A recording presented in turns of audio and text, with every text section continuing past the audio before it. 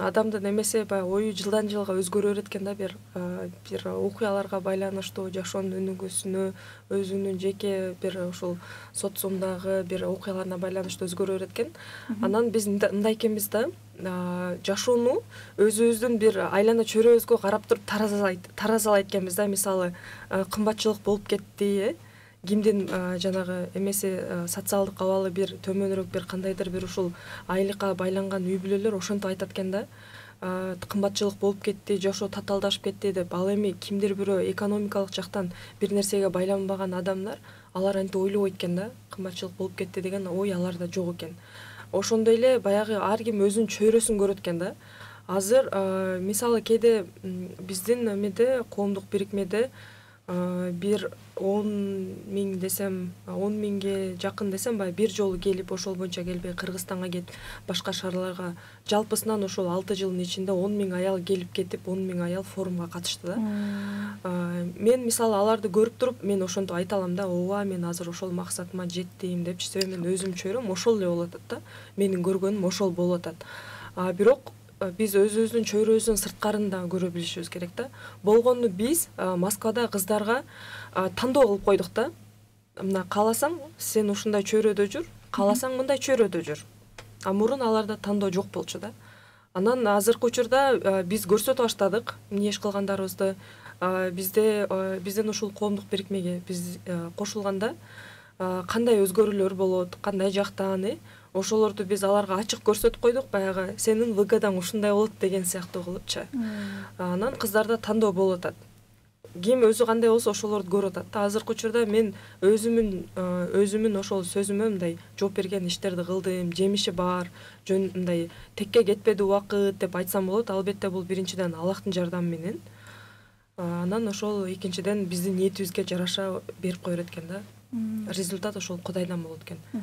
Бир адамдын эле жашоосун өзгөртсөң бул кандай чоң сооп, канча кубанычтуу нерсе. Сиздер ошол 10.000ге жакын айымдардын жашоосун өзгөртүп аябай чоң иш кылып жатсыздар.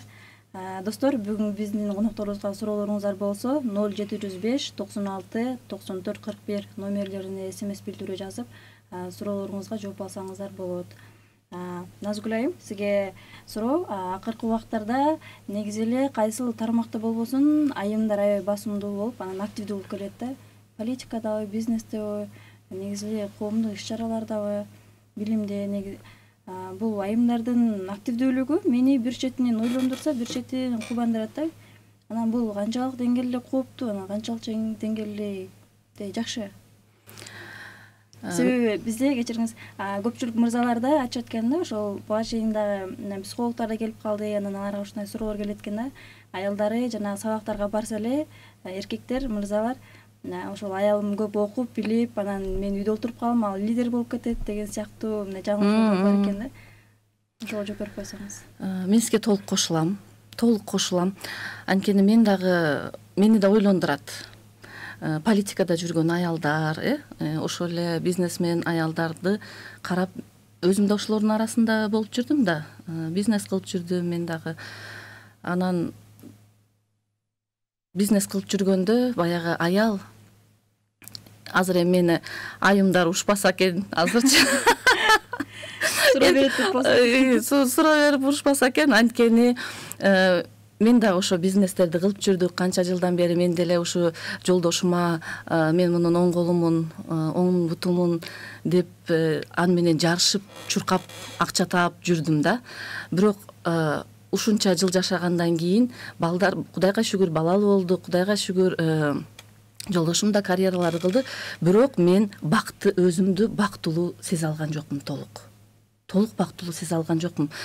Жолдошум кичине менден азыраак акча табат, мен көп табам, бирок ошондо дагы көп бактылуу боло алган жокмун. Көп акча тапсам дагы өзүмө ушунчалык баарын сүйүнүп ала алган жокмун. Анткени мен айтып берейин, өзүмдүн эле тажрыйбамды айтып берейин. Азыр Шахризат айтып кетпедиби? Аялды сүйүү менен гана багындырат депчи, сүйүү менен. Көрсө мага эми жетти, ошон үчүн азыр аялдарды ушу марафондорумда үйрөтүп келем да. Негизи эле Аллахым аялды эмне үчүн жараткан экен, анан эркекти эмне үчүн жараткан. Эң биринчи биз аялдар эмне гана кылбасак дагы мен киммин? Мен каяка баратам? Мен эмне кылып жатам? Мен эмне пайда алып келатам деген суроолор менен жашашыбыз керек экен да. Анан аял деген негизи сезимдер менен жашайт экен. Азыркы убакта биз биз аялдар ошо жана сиз айткандай көйгөйүбүз бул биз аялдар сезим менен жашабай калдык да. Мен азыр эмне сезип жатам? Менин ичимде азыр эмне болуп атат деген суроолорго жооп бербей калганбыз. Биз мага керек, мен муну кылышым керек деген эле суроолор менен деген эле девиздер менен жашап калганбыз да биз. Көрсө аял эмне үчүн жаралган дегенде, аял мына Шакирде айткандай сүйүү үчүн гана жаралган экен да. Анан качан гана сүйүү үчүн дегенде аял сүйүү да берет экен, ошондой эле сүйүүгө да муктаж экен да. Биз жана башында айтып кетпедим, биз акча деп чыгып кеткенбиз депчи. Аял ошо сүйүү, бул жерден эле айтып атпайбы, аял назик, аял сүйүү үчүн жаралган дегенде, аял ошо сүйүүнү эле издеп жашаш керек экен да. Акча табыш бул биздин милдет эмес. Бул эркектин милдети экен да. Биз ошону алып алыш үчүн, ошон үчүн биз, сиз азыр ойлондурат деп атпайсызбы? Көп эле ошо аялдардан сурасак, ошо эле политикадагы аялдан, ошо эле бизнесмен аялдардан сурасак, чындап келгенде ал мындай толук мен бактылуумун деп айта албайт. Толук бактылуумун деп айта албайт, эч качан айта албайт. Ушунча болуп канча аял менен сүйлөшүп жүрөбүз, мен бактымды толук ушул жерден таптым деп айта албайт. Анткени ал табияттанын ролунда эмес да. Жакшы ооба акча таап политика бол дегени, бул эң биринчи аял мени эмне бактылуу кылат? Эмне, мисалы, аял акча үчүн эмес, акча табыш үчүн эмес, бир нерсе менен алек болгондо аны бактылуу кылган нерсе менен, өзүнө жаккан хоббиси менен алек болсо, ошондо анан ага акча оңой келет, ошондо анан бактылуу болот дагы, ошондо анын үй бүлөсүнө, күйөөсүнө дагы зыян тийбейт. Эмне үчүн эркектер коркот, аялым чыгып кетсе менден ашып лидер болуп кетет депчи? Анткени бул действительно Алла Таалам жаратканда андай болбош керек да. Аял эмне үчүн жаралган дегенде, мындай Куранда да айтып келет, хадистердин баарында окуп келебиз. Аллах аялды эркектин тынчтыгы үчүн жаратып атат да. Баласы төрөбүш үчүн эмес, акча табыш үчүн эмес, жардамдаш үчүн эмес, сени тынчтандыруу үчүн гана жараткан деп айткан да. Адам алейхиссаламгачы сени тынчтандыруу үчүн деп айткан. Демек биздин эң башкы ролубуз бул биздин күйөөбүз.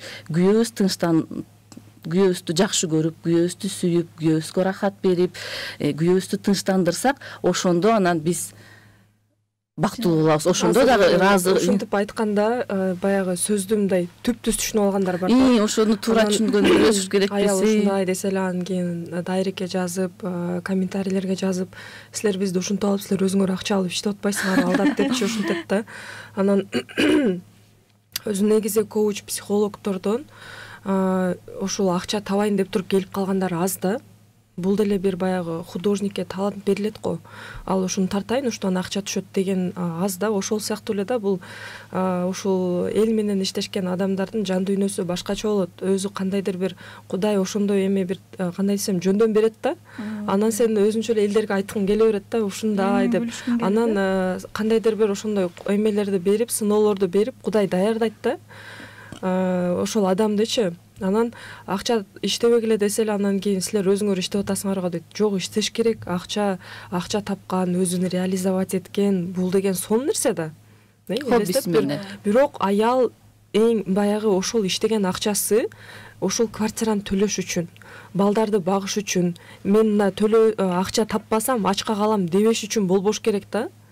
Ал анын эркегинин милдети. Себеби аял ошол нерсени алып туруп кылат дагы, ошол нерседен аял бакыт таппайт. Кайрадан милдет кылып, раздражение болуп, күйөөсүн кемсинтип, урушуп, ушинтип баштайт да. Москвада деле көптөгөн айымдар менен өзү 2-3 үй алып койгон, машинасы бар, ишканасында колунда бир 100гө жакын адамдар иштеген айымдар бар. Элдин көзүнчө идеалдуу үй бүлө. Бир жака барса көзү машинасын айдап барат. Баары жакшы, сонун. бирок алар менен мындай чындап баягы аялдардын сөздөрү болот го, келгенде эч кимге айта албаган алардын жүрөгүнүн түпкүлүндө ошондой эме бар да, бактысыздык бар. Себеби дегенде аялдын табияты ушундай, биз баягындай ой мен баш эгим келбейт ушундай дей беребиз да.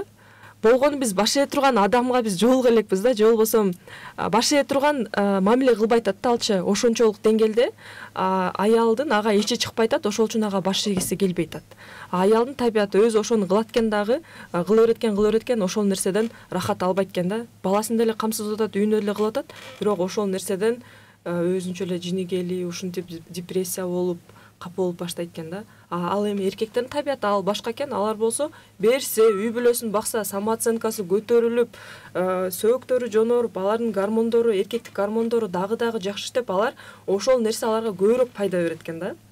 Ушундай туура түшүнсө айымдар деген сөз да. Акча табыңыздар, иштеңиздер, бирок андай максатта эмес да. Вот эс алайын үй бүлөмөн, мындай иштеримен, тирикчиликтен эс алайын, өзүмдү табайын, кимдир бирөөгө тиккен жагат, кимдир бирөөгө дагы бир нерсе жасаган жагат да. Ошондой өзүнө жаккан иштерди кылса.